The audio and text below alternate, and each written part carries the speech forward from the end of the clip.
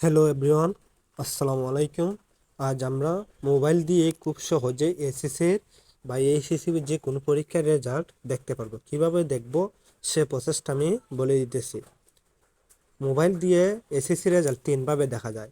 প্রথমত একটা শুধু রেজাল্ট দেখা যায়, একটা রেজাল্ট দেখা যায় মার্কশিট সহ, মার্কশিটের নাম্বারগুলো সহ, আর একটা দেখা যায় মোবাইলের এসএমএস এর মাধ্যমে।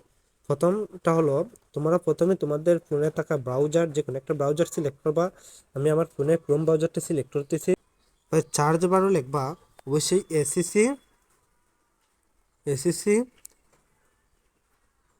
এসএসসি রেজাল্টে রেখে ক্লিক করবা। তারপরে দেখবে তোমাদের সামনে প্রথমে একটা ওয়েবসাইট এসে গেছে, এডুকেশন বোর্ড রেজাল্ট। এটাতে ক্লিক করবা। ক্লিক করার পর দেখো তোমাদের সামনে কিন্তু একটা রেজাল্টের দেখার সিস্টেমটা চলে আসে। আর অবশ্যই তোমাদের ক্রোম ব্রাউজারটা ডেস্কটপ সাইটে নিয়ে নিবা।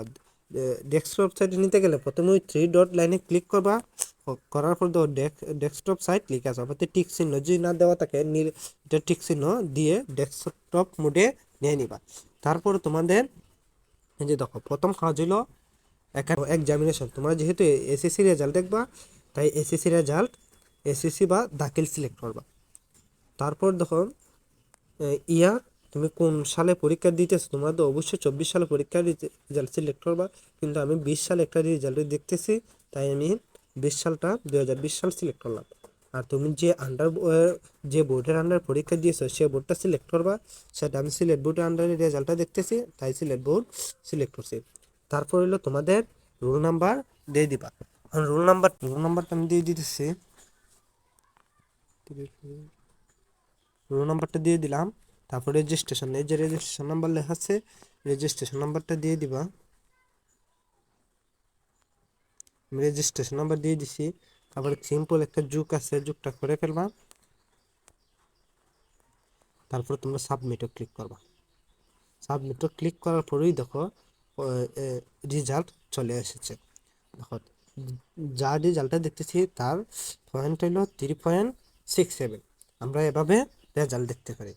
আর দ্বিতীয়ত, এখন দেখো আমরা মার্কশিট সহ কিভাবে নাম্বার সহ, যেমন তুমি কোন সাবজেক্টে কত নাম্বার পেয়েছো সেটা সহ কিভাবে রেজাল্ট দেখবো।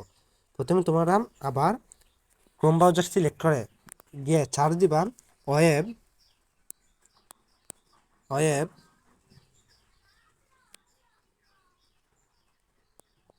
ওয়েব বেসড রেজাল্ট পাবলিকেশন লিখবা। Web based result publication. তারপরে দেখো, তোমরা প্রথমে সে ওয়েবসাইটটা সিলেক্ট করবা, সেটা হলো ওয়েব বেসড রেজাল্ট পাবলিকেশন। তারপর দেখো তোমরা, আমি ইংলিশ সিলেক্ট করে দিচ্ছি। তারপরে কিছু অ্যাড আসবে, এগুলার ক্রস চিহ্ন দিয়ে দিবাম।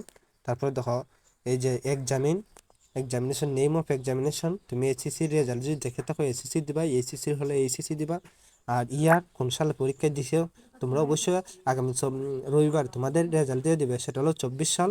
আর আমি যেহেতু রেজাল্টটা দেখছি 20 সালের, সেটা হলো আমি 20 সাল সিলেক্ট করে ফেললাম। তারপর তোমাদের বোর্ড সিলেক্ট করে ফেলবা। বোর্ডটা আমি সিলেক্ট দিয়ে দিচ্ছি। আর টাইপ অফ রেজাল্ট, এটা তোমরা ডিটেল দিয়ে রেজাল্ট দিয়ে দিবা, কারণ তোমাদের মার্কশিট সহ রেজাল্ট দেখতে হলে প্রথমটা সিলেক্ট করবা। তারপর রেজিস্ট্রেশন নাম্বার, রোল নাম্বারটা রোল নাম্বারটা দিয়ে দিবা। তারপর রেজিস্ট্রেশন নাম্বারটা দিয়ে দিবা। তারপর দেখো 4 সংখ্যার একটা সিকিউরিটি কেসে, তোমরা যদি স্পষ্ট না বুঝো রিলোডও দিবা, আবার পরিবর্তে নতুন করে আর একটা দিয়ে দিবে 8568।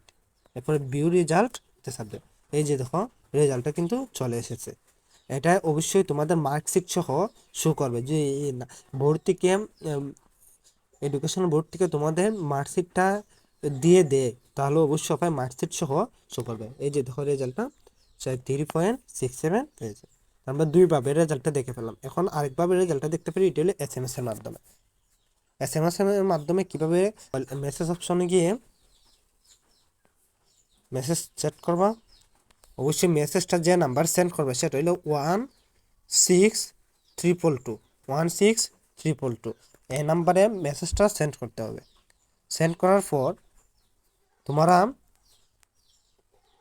সেন্ড করার পর তোমরা লিখবো অবশ্যই বড় হাতের অক্ষরগুলোকে ইংরেজি বর্ণ ক্যাপিটাল লেটার SAC।